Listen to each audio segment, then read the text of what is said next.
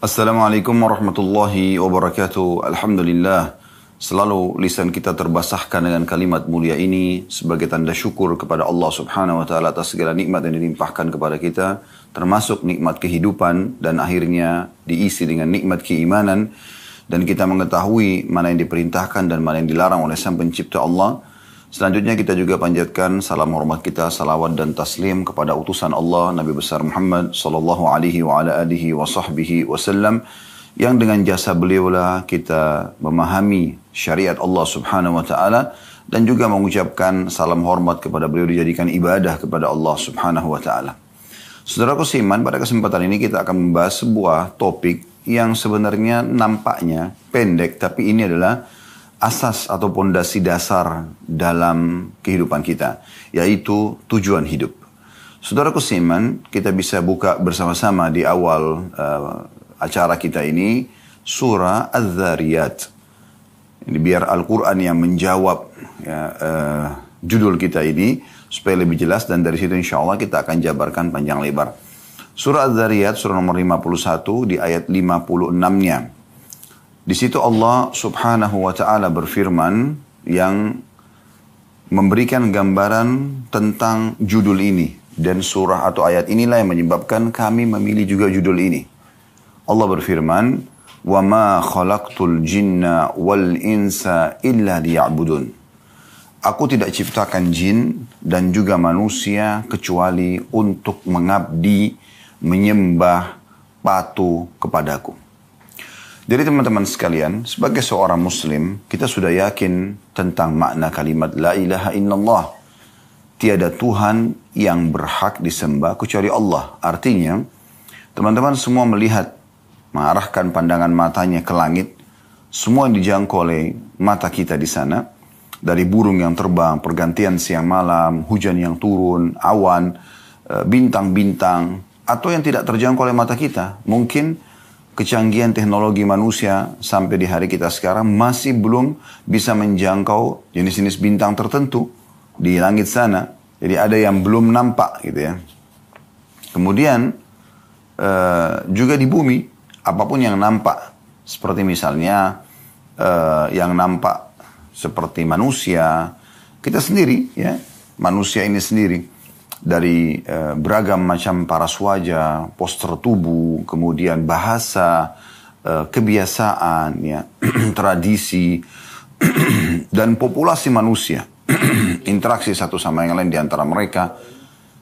Kemudian juga tumbuh-tumbuhan, dari rumput yang kecil sampai pohon beringin yang besar, dengan beragam macam bentuknya, ya, sifat-sifatnya. Kemudian juga hewan-hewan dengan berbagai macam jenisnya nampak dengan jelas di depan mata kita. Apalagi dengan teknologi yang ada sekarang, kita bisa melihat semua jenis hewan yang ada di hutan, di lautan, diangkat, divideokan, dan kita bisa melihat mereka semua. Walaupun mungkin belum semua terjangkau, tapi kita bisa lihat dari semut yang kecil sampai gajah yang besar, dari ikan yang kecil sampai ikan yang besar, dari burung-burung yang kecil sampai burung yang besar. Jadi semua bisa nampak. Kemudian juga air, ya, yang kita bisa gunakan setiap harinya, api, udara, ya. Ada juga yang tidak nampak dengan mata kita. Udara pun termasuk yang tidak nampak, ya. Yang tidak nampak seperti misalnya, ya, jin, manusia, partner daripada manusia yang Allah ciptakan, tapi memang manusia Allah tidak nampakkan pada manusia. Kemudian semua perasaan-perasaan yang kita rasakan, rasa suka, rasa sedih, ya, senang, ya, gembira, ngantuk, ya, lapar, haus, semua ini tidak nampak, tapi kita bisa rasakan, ya. Semua itu, teman-teman sekalian, kembali kepada satu makna atau satu kalimat, masuk dalam satu kalimat yang selama ini umat Islam selalu ikrarkan dan juga yakini. Bahkan dengan kalimat ini seseorang bisa dianggap masuk ke dalam agama Islam, yaitu La ilaha illallah. Tiada Tuhan yang berhak disembah kecuali Allah. Artinya semua di langit dijangkau oleh tidak dijangkau oleh mata kita. Semua di bumi, semua di kedalaman lautan dijangkau oleh tidak dijangkau oleh mata kita. Kata kuncinya, tidak ada penciptanya, tidak ada pemiliknya, tidak ada yang mengurus, tidak ada yang mengawasi, kecuali Allah Subhanahu wa ta'ala. Oleh karena itu seorang muslim selalu kembali kepada satu Tuhan ini. Ya, satu Tuhan ini. Dan kita sudah dipandu oleh Tuhan yang satu ini, Allah Subhanahu wa taala, dengan kemahadilannya di dalam syariat yang diturunkan oleh Allah melalui para nabi, dan kita sekarang di masa Nabi Muhammad sallallahu alaihi wasallam dalam Al-Qur'an, sehingga dipandulah bagaimana kita mengenal Allah Subhanahu wa taala. Mayoritas ayat Al-Qur'an berbicara tentang pengenalan Allah Subhanahu wa taala dan juga apa yang Allah Subhanahu wa taala inginkan, ya. Maka kita jadi tahu Allah perintahkan kita ada yang wajib sholat, zakat, puasa, kemudian haji, ya, bakti sama orang tua, gitu kan. Ini semua yang wajib-wajib dan disebutkan tentang keutamaannya. Orang kalau sholat dapat apa, orang kalau zakat dapat apa, ya, orang kalau haji dapat apa. Semua disebutkan, bakti sama orang tua dapat apa. Begitu juga dengan amalan-amalan sunnah. Nah, amalan-amalan sunnah. Jadi sholat sunnah, puasa sunnah, semua ini dengan semua keutamaannya, gitu kan? Ada keutamaan-keutamaannya. Juga dalam syariat Allah Subhanahu wa taala dijelaskan apa yang Allah larang, ya, dari zina, riba, memukul, menggunjing, memfitnah, durhaka sama orang tua, mencuri dan seterusnya, dan dijelaskan panjang lebar dengan gamblang, dengan ancaman-ancamannya supaya manusia tidak terjerumus dalam hal tersebut. Sehingga kita pada saat beriman kepada Allah Subhanahu wa taala menjadi orang yang baik, manusia yang sempurna. Kenapa saya katakan begini? Karena memang dalam syariat Allah disuruh kita jadi orang baik, kan? Jujur, amanah, tanggung jawab, bakti sama orang tua, membantu orang susah, ya kan? Semua ini kan kebaikan-kebaikan. Jadi seorang muslim kalau mengikuti imannya kepada Allah SWT, dia akan sangat baik. Dan tentu dia akan jauhi apa yang dilarang. Dusta, mencuri, memukul, mengganggu orang lain, ya, menggibah, memfitnah, dan segala macam hal, ya. Maka seorang muslim yang beriman kepada Allah akan terkontrol hidupnya, ya, akan teratur rapi, kan gitu. Nah, teman-teman sekalian, apa yang kami paparkan tadi ini adalah tujuan hidup kita. Jadi, kalau seandainya ada seseorang yang bertanya, apakah memang saya diciptakan untuk sholat? Jawabannya iya. Apakah saya diciptakan untuk puasa Ramadan? Iya. Apakah saya diciptakan untuk mengerjakan haji ke Baitullah? Iya. Apakah saya diciptakan untuk mengeluarkan zakat? Iya. Apakah saya disuruh bakti sama orang tua? Apakah saya disuruh jujur? Apakah disuruh amanah? Apakah saya disuruh bantu orang susah? Jawabannya iya. Itu tujuan hidup kita. Allah Subhanahu wa taala dalam surah Az-Zariyat tadi menyebutkan tujuan kita hidup di sini untuk itu. Tidak ada tujuan lain. Tidak ada tujuan lain. Ini kita kerucutkan tema bahasan kita ini ke poin ini, teman-teman sekalian. Insya Allah dalam 45 menit ke depan ini kita akan lebih memahami. Nanti kita akan mengatakan, ternyata itu ya. Ya, memang itu target kami. Bagaimana teman-teman kembali kepada pondasi dasar. Ya, kita lahir di muka bumi ini, semua sistem sudah ada. Tiba-tiba kita cuma tahu, ini ibu saya, ini ayah saya. Dan kita tidak bisa mengubah status itu. Nggak bisa kita mengatakan, saya nggak mau ibu ini, saya nggak mau ayah itu. Sudah pasti akan ke situ. Ada sistem yang mengatur kita. Berarti ada Tuhan yang mengatur ini semua. Ya. Dan pada saat itu kita akan diurus dari kecil. Dirawat. Kita cuma tahu menangis waktu masih bayi. Kalau tidak suka atau kita buang air besar, buang air kecil, lapar. Semua hanya dengan tangisan. Dan dengan segera ibu kita langsung datang mengurus kita. Ayah kita sibuk mencari nafkah untuk membiayai hidup kita. Sampai akhirnya kita tumbuh besar, sekolah, seperti biasalah kehidupan kita. Sampai akhirnya kita menikah dan akhirnya kita pun berstatus suami atau istri. Kemudian kita berstatus ayah ataupun ibu. Ya. Dan akhirnya kita juga akan bersama dengan orang-orang tua kita yang terdahulu, yaitu meninggal dunia dan kembali kepada Tuhannya Allah Subhanahu wa taala. Ini rukun iman kita sebagai seorang muslim. Nah, kembali ke pondasi ini penting sekali, teman-teman sekalian. Kenapa banyak orang menghabis-habiskan waktunya pada hal yang tidak bermanfaat? Apalagi kepada kemaksiatan. Membuang-buang waktu, ya. Daripada dia menikah, melampiaskan biologisnya pada yang halal, dia pergi kepada perzinahan. Daripada dia bertransaksi dengan jual beli, kejujuran, transparansi, maka dia pergi ke riba, gitu kan? Dan kezaliman, penipuan. Nah ini, kenapa? Karena dia tidak faham tujuan hidupnya. Tujuan hidup sebenarnya untuk menjadi orang baik.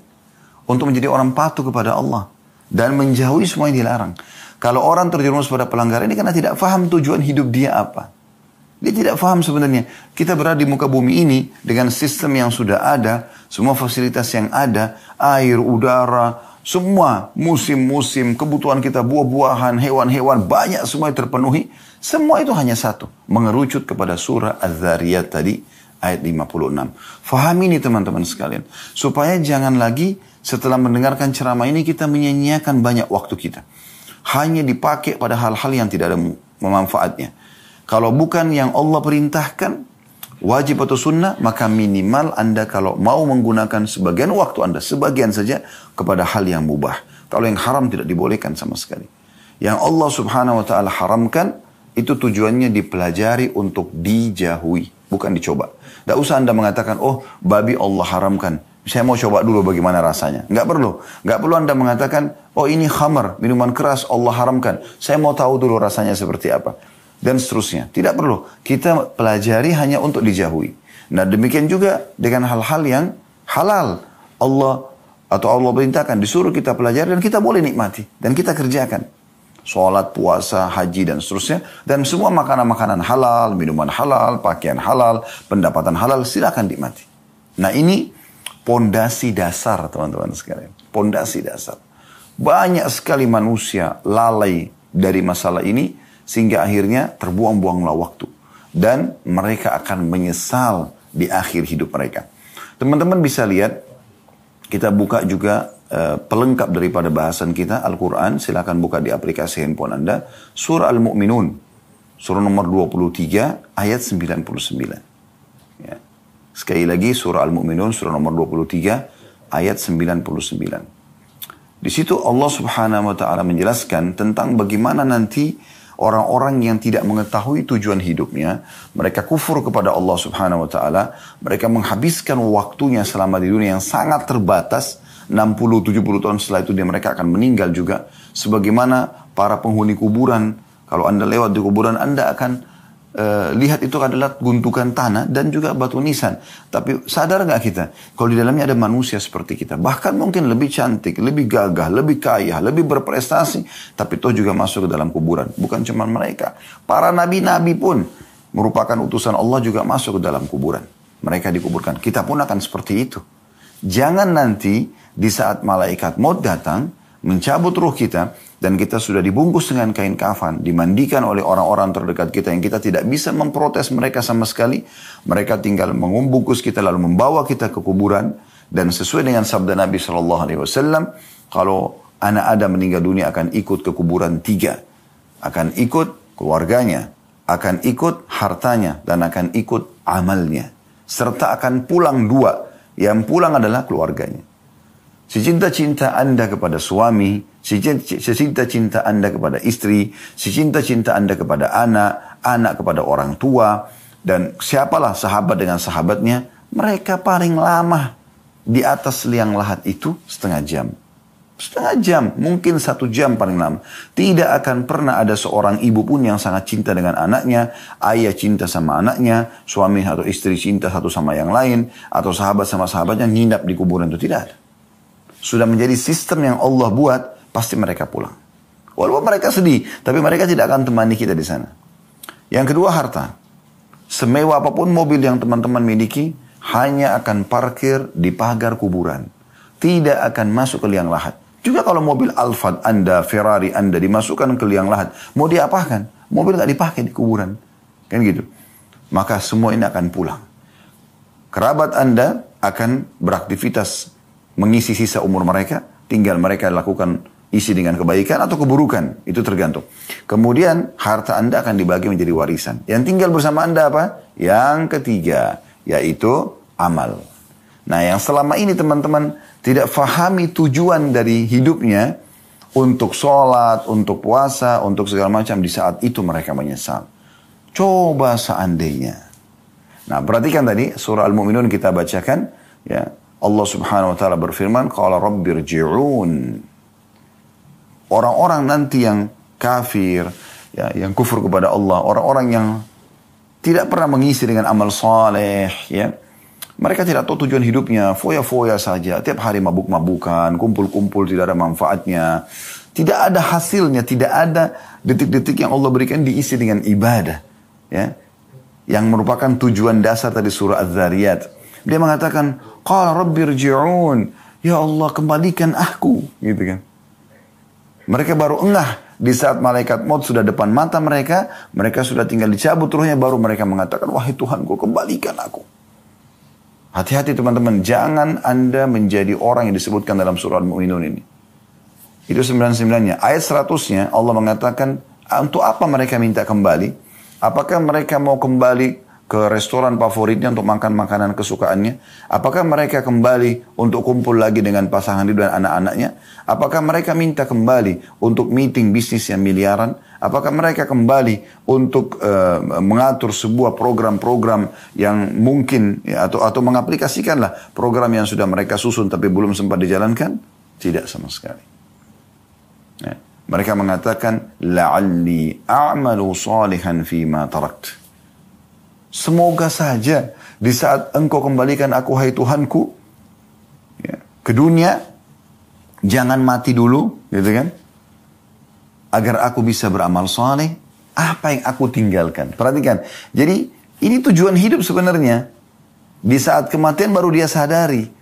Ternyata kumpul-kumpul sama keluarga, ya, meeting, segala macam. Ini pelengkap, ini warna hidup. Tapi tujuan dasarnya adalah mengabdi kepada Allah.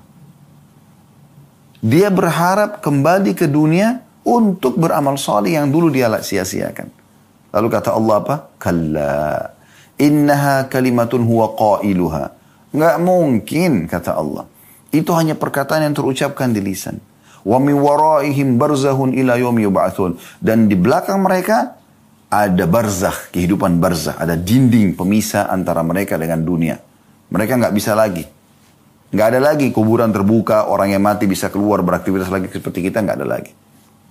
Ya. Dan tidak ada itu yang sering digambarkan, maaf, di sinetron-sinetron kita, sebagian sinetron pocong bisa keluar, kuburan terbuka, lalu mengganggu orang atau keluar, itu tidak ada lagi. Mustahil. Kalau itu terjadi, maka mungkin setiap kita akan diketuk rumahnya oleh orang tua yang sudah meninggal. Man. Atau tetangganya. Tapi tidak ada dalam Islam semua itu. Itu perusakan akidah yang harus diluruskan, ya.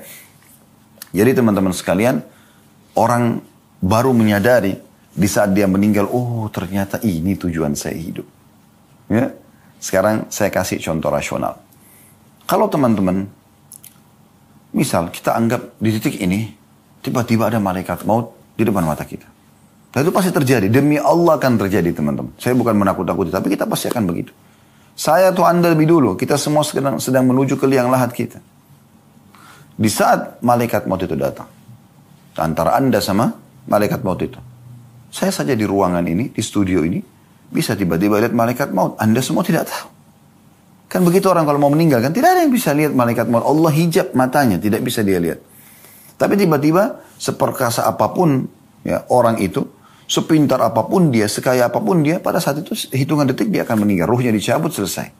Itu fakta, gitu kan? Pastikan. Sebagaimana Allah sebutkan dalam surah Al-Imran, kullu nafsin za'iqatul maut, semua jiwa pasti akan mati. Tidak mungkin tidak gitu. Nah, di saat Anda menghadapi kematian tersebut, ya, malaikat maut misalnya menyampaikan kepada Anda, wahai fulan, Allah masih memberikan sekarang kamu kesempatan setengah jam. Setelah itu saya akan cabut ruh kamu. Kira-kira teman-teman, saya ingin tanya, coba bayangkan ini. Saya mau tanya, kalau setengah jam itu Allah berikan kesempatan, apa yang akan Anda lakukan? Saya kembali mengingatkan tadi apa yang saya ulangi. Apakah Anda akan cari lagi makanan favorit Anda yang setiap hari Anda sibuk mencari restoran makanan favorit tersebut? Padahal sebenarnya seorang muslim, makan yang ada, syukuri yang ada, kan gitu. Walaupun boleh, bukan tidak boleh kita mencari makanan kesukaan kita. Tapi jangan berlebihan teman-teman. Ada orang kadang-kadang untuk mengejar kuliner aja sampai sekian jam naik mobil. 3 jam, 4 jam gitu kan. Hanya untuk mengejar sebuah kuliner. Kalau kita kebetulan ke sana, makan. Nggak masalah. Nikmatin yang halal. Allah bolehkan itu. Tapi habiskan waktu dalam keseharian pada hal-hal yang tidak diperlukan untuk apa. Toh juga makanan itu rasanya di mana? Di ujung lidah. Anda bisa rasakan, oh ini sambal, oh ini rendang, oh ini ayam, oh ini nasi. Di ujung lidah. Kalau sudah lewat sepertiga jari kita, ini kan ada garis-garis ini. Sepertiga jari ini ke tenggorokan, kira-kira teman-teman, Anda masih bisa nggak membedakan mana ayam, mana rendang tadi, mana sambal, mana nasi? Udah nggak bisa. Dia masuk ke tubuh selesai. Berarti makanan itu cuma di ujung lidah kan? Silakan nikmati. Tapi jangan berlebihan. Karena Allah bolehkan kita makan dan minum. Yang penting halal dan thayyibah. Dibolehkan oleh Allah dan juga thayyibah. Tapi sesuai dengan kebutuhan. Makanya Nabi SAW mengatakan, wahai anak Adam, makanlah sesuatu yang bisa menopang tulang belakangmu agar engkau bisa berdiri, bisa beraktivitas. Jangan berlebihan. Dan kita tahu juga secara medis kita dilarang makan terlalu berlebihan. Kan begitu? Itu contohnya. Tapi memang ada batasannya teman-teman. Allah kasih kita batasan. Seenak apapun makanan itu. Misal kita suka sekali nasi goreng tertentu atau apalah nasi campur. Apalah kira-kira makanan yang kita suka. Berapa banyak kita bisa makan? Sepiring, dua piring itu sudah kenyangnya luar biasa. Ya. Terus selesai habis itu. Sekarang pakaian misalnya. Berapa lembar Anda bisa pakai? Selembar, 2 lembar. Sebanyak apapun pakaian Anda miliki. Apakah Anda bisa pakai semuanya sekaligus? Gak bisa. Ada batasannya kan? Kalau Anda pakai 5 lapis baju sekalian, orang tertawain Anda. Di musim dingin pun, orang mungkin pakai baju kaos, 1 baju luar, dan 1 lagi baju. Mungkin 3 lembar itu pun di saat tertentu, di musim dingin yang sangat gitu. Tapi kalau kita di Indonesia ini, mau pakai berapa lembar baju? 1 baju kaos, 1 baju luar, selesai. Ini gak bisa kita pakai banyak-banyak. Begitu juga sepatu. Anda punya sepatu sampai 40 sepatu, 30 sepatu. Untuk apa gitu? Oh, Anda pakai 1, 2. Kecuali mau untuk kebutuhannya ya. Misalnya ada untuk olahraga, ada untuk aktivitas, ada untuk ini. Bisa 3, 4, mungkin 5 orang. Tapi ada orang subhanallah punya koleksi sepatu. Baru sekarang banyak. Harganya mahal-mahal. Ya mungkin kalau digabungin bisa bangun 1 masjid buat amal soleh dia. Mohon maaf, saya bukan menyinggung siapapun karena saya tidak tahu siapa saja yang hadir di sini. Cuman saya coba mengajak Anda berpikir di waktu-waktu yang sempit kita ini, hanya sekitar 45 menit kita menyampaikan pesan-pesan ini, supaya kita merenungi sama-sama. Berarti saya tidak boleh pakai sepatu bermerek Ustaz? Boleh. Boleh, tapi jangan berlebihan. Saya tidak boleh makan makanan enak Ustaz? Boleh. Cari restoran terbaik, tapi jangan berlebihan. Gitu. Boleh saya tidak boleh pakai pakaian yang bermerek? Boleh, tapi jangan berlebihan. Jangan menjadikan target utama. Contoh misal pecinta-pecinta dunia ini, kalau dia mau makan di satu restoran, lalu kebetulan dia pergi ke sana tutup restorannya. Kecewanya luar biasa sampai menjadi bahan cerita mungkin seminggu dengan teman-temannya. Kenapa akhi dan ukhti? Hanya karena tidak bisa makan di situ. Baik nanti kita bisa makan. Oh saya kemarin ke restoran sana tuh nggak dapat, tutup, sayang bener. Loh kenapa? Mau beli baju ternyata bajunya habis kehabisan stok. Oh itu baju merek bagus gini saya mau. Akhi dan ukhti, mudahkan kehidupanmu. Bukan itu tujuan utama. Tujuan hidup bukan itu. Justru kamu harus merasa sedih di saat kamu tidak sempat sholat subuh, tidak sempat sholat duhur, asar, maghrib, isya, atau telat dari waktunya. Karena sholat kan harus tepat waktu, tepat gerakan, dan tepat bacaan. Kan ini 3 khusyuk ini. Ya. Ada yang lupa di sini, Anda sedih. Ini wajar Anda sedih. Bayangkan teman-teman, Nabi SAW mengatakan, rak'atai fajr, khairu minad dunya wa ma fiha. 2 rakaat sholat sunnah fajr, lebih baik daripada dunia dan seluruh isinya. Coba, itu nilai. Kenapa Nabi SAW mengatakan lebih baik daripada dunia dan seluruh isinya? Karena memang itu yang kita butuhkan di kuburan kita. Itu yang kita butuhkan di akhirat kita. Semua ini dunia cuma pernak-perniknya. Kan gitu. Maka jangan berlebihan. Jangan keluar dari tujuan hidup kita yang sebenarnya. Ya. Lalai. Bahkan ada orang disayangkan sekali sudah sampai pada umur tua pun. Di atas 40 tahun itu sudah harus ada peringatan-peringatan yang luar biasa. Itu masih saja lalai. Bahkan ada yang baru terjerumus ke dalam banyak pelanggaran di umur-umur seperti ini. Padahal sebenarnya mereka harus, ini sudah waktu warning ini, peringatan di sini. Gak bisa lagi kita macam-macam. Ya. Udah harus kita sadari kesalahan-kesalahan masa lalu. Kita mohon ampun kepada Allah. Kembali kepada Allah SWT. Tidak boleh disia-siakan, tidak boleh salah dalam masalah seperti ini. Nah, ingat teman-teman, di saat kita meninggal dunia, semua urusan pernak-pernik ini hanya akan menjadi pembicaraan orang. Dan itu pun hitungan hari. Misal orang mengatakan, oh itu bajunya dia. Yang dulu kita kejar-kejar tuh, oh itu bajunya si fulan atau fulana. Oh itu sepatunya, oh itu tasnya, oh itu mobilnya, oh itu rumahnya, oh itu anaknya, oh itu suaminya, oh itu istrinya, oh itu orang tuanya, oh itu tetangganya. Setelah itu, selesai. Apa manfaatnya buat orang yang sudah meninggal? Gak ada. Kenangan saja. Yang selama ini kita jor-joran, saling bersaing, sombong-sombongan, ya. itu ternyata cuma jadi kenangan. Setelah itu akan dipakai oleh orang lain. Mungkin dibagikan kepada orang lain. Sebagian harta kita dijual, dibagi warisan. Anak-anak kita pun akan memberikan kebutuhan-kebutuhan mereka. Selesai. Jadi sudah hitungan hari. Setelah itu orang sudah tidak lagi mengatakan, oh ini simpan, ini bajunya si dia nih. Simpan, nanti mungkin satu waktu dia hidup lagi bisa pakai. Nggak ada begitu. Nggak ada. Nah, yang kita titik beratkan teman-teman sekalian, tujuan hidupmu, hai saudaraku. Beribadah kepada Allah. Meeting berapa miliar pun, berapa triliun pun, tinggalkan untuk sholat. Maaf, saya sholat. Bilang kepada orang-orang yang hadir di situ. Yang muslim ajak sholat. Yang kafir, izin sama mereka baik-baik. Lalu kita akan kembali setelah sholat. Sholat itu 5 menit. Absen kepada Allah. Ya Allah, baik saya hadir. Allah panggil, hayya ala sholat. Ayo sholat. Hayya ala falah. Ayo menuju kepada kemenangan. Allah kasih kita gambaran, panggil, absen. Kata Salamah bin Dinar rahimahullah, seorang ulama tabi'in, usahakan dimanapun Allah menginginkan kau hadir, kau ada di situ yang pertama. Sholat, zakat, Ramadan, kamu yang pertama, di saat pertama. Dan usahakan kamu yang paling jauh dari apa-apa yang telah Allah haramkan. Di situ baru kamu bisa menikmati keimanan itu. Sisi lain teman-teman sekalian. Ada juga ya pelengkap dari surah Al-Mu'minun ini, ada surah Al-Munafikun. Ayat terakhirnya. Di situ juga orang-orang ada yang menyesal, gitu kan. Surah Al-Munafikun ini jelas Anda tinggal cari di daftar isi. Lihat di akhir-akhir ayatnya. Allah mengatakan wa anfiqu mimma razaqnakum min qabli an ya'ti ahadakumul maut fayaqula rabbi laula akhartani ila ajalin qaribin fa asaddaq wa akun minas salihin. Kata Allah SWT, infakkan, segera keluarkan harta-hartamu di jalan Allah Subhanahu Wa Taala sebelum datang kepada seseorang dari kalian kematian. Lalu dia berkata pada saat itu, wahai Tuhanku, terlambatkan beberapa saat dulu kematianku. Untuk apa? Untuk makan makanan favorit, untuk ngobrol sama teman-teman, untuk biologis dengan pasangan? Nah, fa'as-saddaq, agar aku bisa bersedekah. Wa aku minas salihin, dan aku menjadi orang-orang saleh. Tapi Allah mengatakan wala yuakhirallahu nafsan idza jaa ajaluha. Allah khabirun bima ta'malun. Allah tidak akan pernah menerlambatkan ajal seseorang kalau datang, dan Allah akan memberitahukan apa yang kalian kerjakan.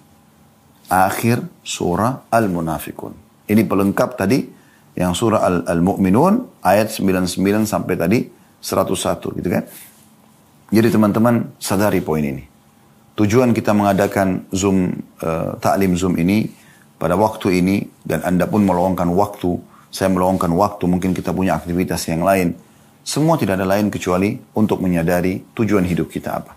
Dan tidak ada yang bisa menyelamatkan diri kita kecuali kita sendiri, teman-teman sekalian. Allah Subhanahu Wa Taala mengingatkan dalam Al-Quran, Inna Allah la yughayyiru ma biqaumin hatta yughayyiru ma bi anfusihim. Allah tidak akan mengubah nasib satu kaum sampai mereka mengubah nasib mereka sendiri.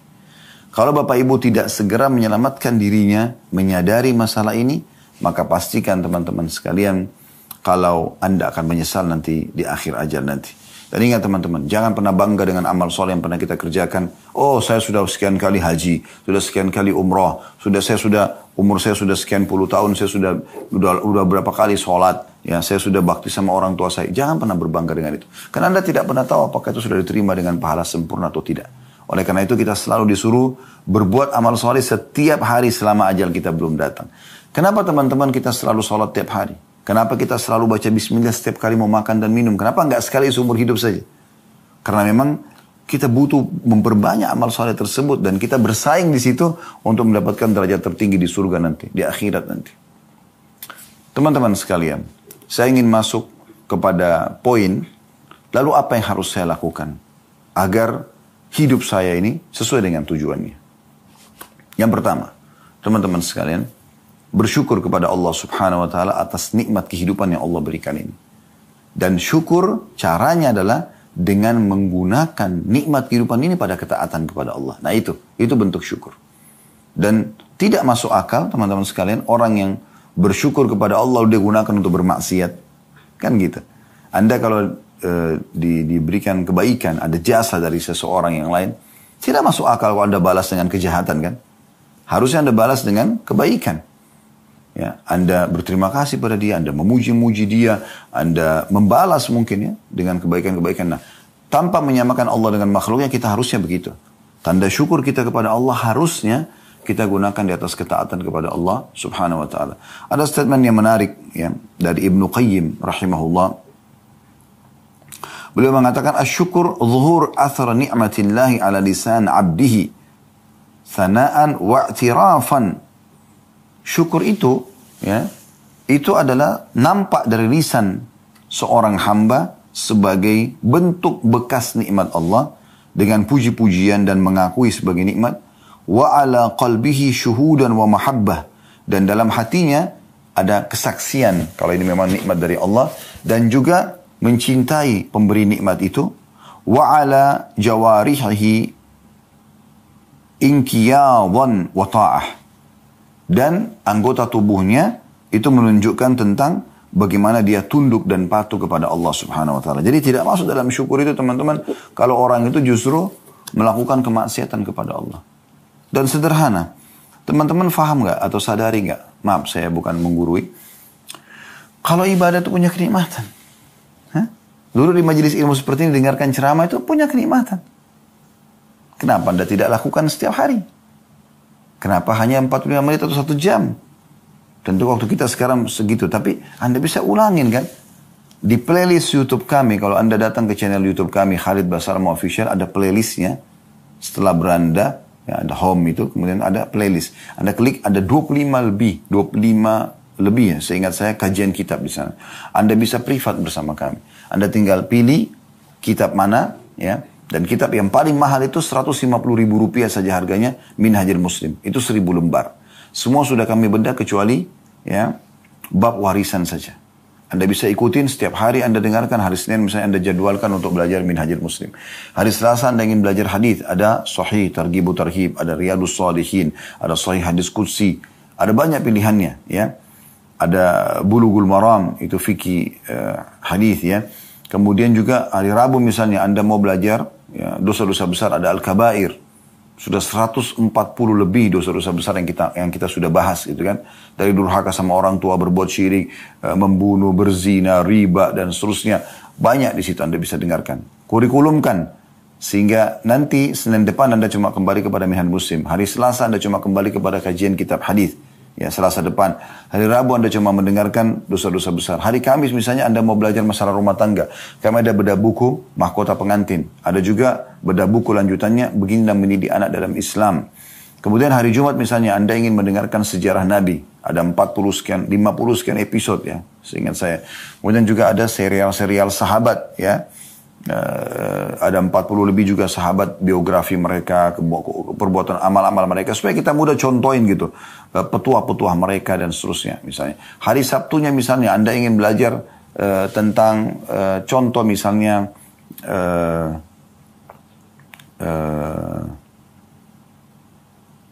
materi umum ya, seperti tablik akbar ya, seperti contoh materi-materi tazkiyatun nafs ya, pensucian jiwa. Kami ada bahasan banyak sekali tentang sabar, tentang syukur, ya, tentang tawakal. Ya. Ada juga di khutbah-khutbah Jumat, yang ada kumpulan khutbah Jumat. Cukup banyak. Ya, cukup banyak. Nah itu semua teman-teman Anda bisa pelajari, bisa jadikan sebagai kurikulum. Contoh. Ya. Begitu juga ada kenikmatan sendiri Anda, ada kepuasan dalam jiwa. Di saat Anda mengerjakan ibadah apapun yang Anda tahu itu ada keutamaannya. Makanya kami selalu tekankan, teman-teman kalau mau kerjakan satu bentuk ketaatan kepada Allah, jangan kerjakan sampai Anda tahu janji Allah apa di ibadah tersebut. Misalnya, Anda mau rajin bersedekah. Bagaimana caranya? Supaya rajin Anda baca janji Allah di sedekah itu. Anda ketik di Google, keutamaan sedekah. Coba baca artikel-artikel situ. Anda ketik di YouTube, keutamaan sedekah. Banyak sekali ustadz-ustadz, kiai-kiai kita menceritakan tentang masalah sedekah. Anda bisa dengarkan. Maka itu akan jadi motivasi buat Anda. Atau Anda beli buku. Seperti Riyadhus Shalihin tadi yang sudah saya sebutkan. Anda bisa beli, semua itu isinya keutamaan-keutamaan. Sahih Targhib Tarhib yang kita bedah di setiap hari Jumat itu juga ada keutamaan semuanya isinya. Ya. Kemudian Anda coba kerjakan setelah Anda tahu, oh saya dapat ini nih kalau saya sedekah. Saya dapat ini nih kalau saya sholat malam, kalau saya sholat duha. Maka Anda termotivasi untuk mengerjakan itu. Nah ini poin yang perlu untuk digarisbawahi ya. Jadi ini poin pertama saran kami, yaitu Anda bersyukur kepada Allah, dan syukur itu harus nampak teman-teman. Lisan kita selalu mengatakan Alhamdulillah. Ada yang mengatakan, oh rumahnya bagus bu ya pak ya, Alhamdulillah. Ini mobilnya bagus ya, Alhamdulillah. Oh Masya Allah, masih cantik atau makin cantik, makin gagah, Alhamdulillah. Oh Masya Allah ada jabatan, semua Alhamdulillah. Syukur kepada Allah. Karena memang itu tidak ada daya dan kekuatan kita kecuali dari Allah SWT. Bahkan kalau Anda mau, Anda ikuti dengan tawadhu, merendah. Anda mengatakan, iya Allah amanahkan kepada saya. Alhamdulillah Allah amanahkan rumah ini, Allah amanahkan mobil ini, Allah amanahkan anak-anak ini, Allah amanahkan suami atau istri ini, Allah amanahkan jabatan ini. Kita katakan begitu. Karena memang itu bukan milik kita. Setiap saat kan kita bisa tinggalkan. Tadi saya sudah kasih contoh kalau kita meninggal dunia ya.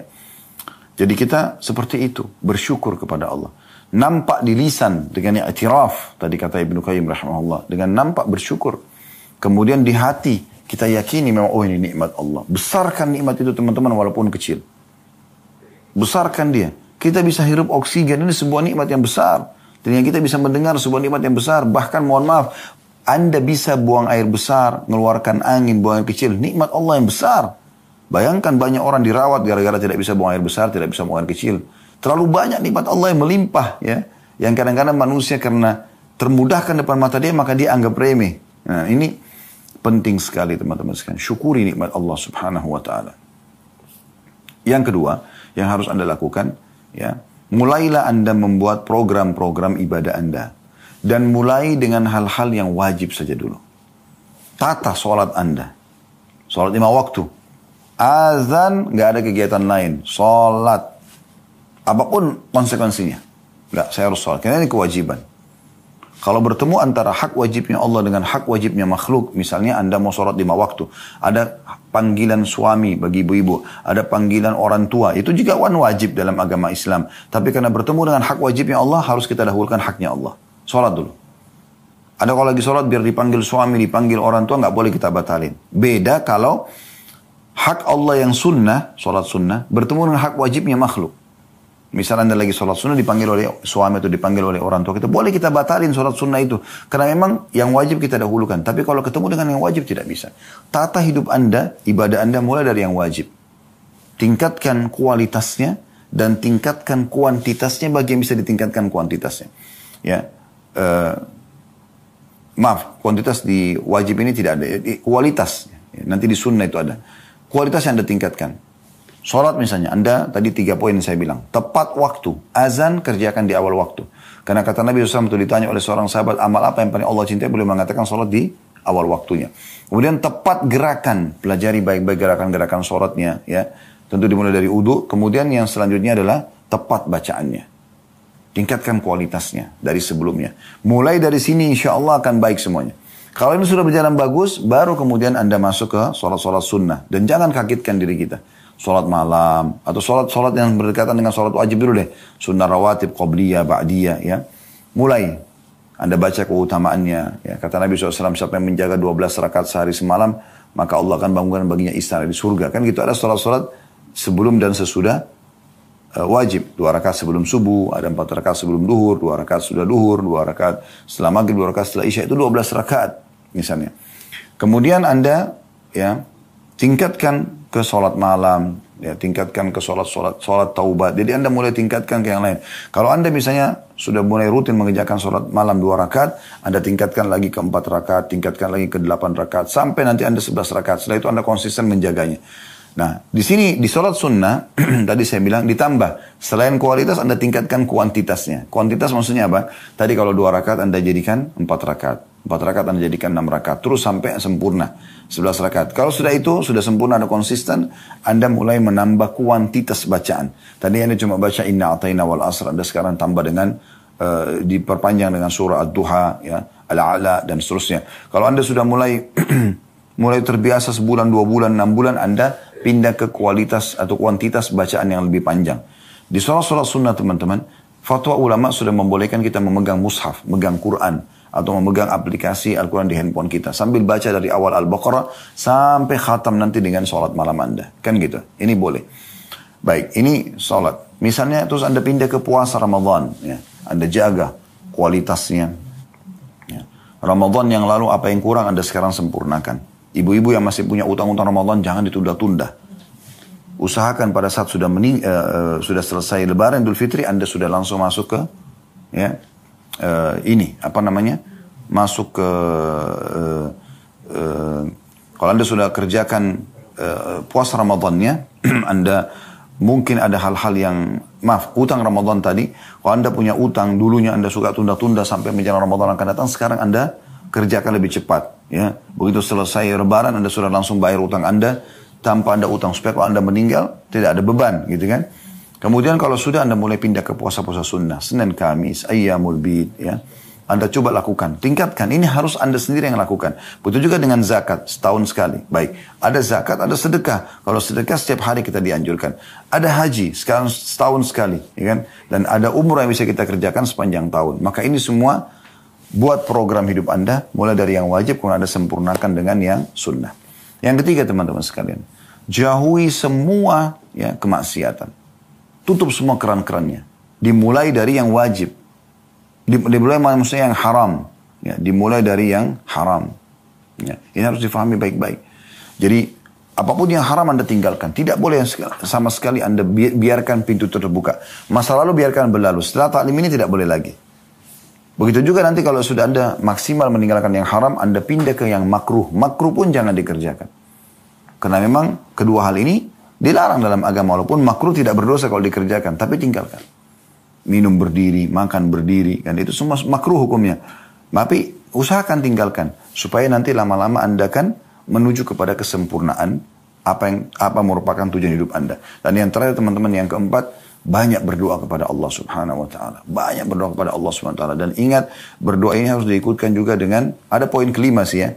Setelah berdoa kepada Allah Subhanahu wa taala, yang kelima itu komunitas. Komunitas kita harus komunitas yang baik, yang sehat. Karena kalau kita berteman dengan 10 orang yang jauh dari agama, kita akan terpengaruh. Kita berteman dengan 10 orang penghafal Quran, kita juga akan terpengaruh. Jadi hati-hati. Hati-hati sekali. Kata Nabi SAW, Al-maru ala dini khalili. Seseorang sesuai dengan agama temannya atau lingkungannya. Falyandur ahadukum ila man yukhalil. Maka harus kalian melihat siapa yang kalian jadikan sebagai teman kalian. Jadi pilihlah teman-teman yang bisa memberikan kita motivasi untuk selalu beriman kepada Allah di dunia, beramal soleh, bersaing dalam masalah itu, dan di akhirat dia bisa memberikan syafaatnya. Bukan justru orang di dunia menyesatkan kita, di akhirat malah bisa menarik kita ke api neraka. Wa na'udzubillah. Semoga bermanfaat dan semoga Allah SWT menyatukan kita di surga Firdausnya tanpa hisab sebagaimana disatukan dalam majelis ilmu yang mulia ini. Dan kalau ada benar pasti dari Allah Subhanahu wa taala, kalau salah dari saya teman-teman sekalian mohon dimaafkan.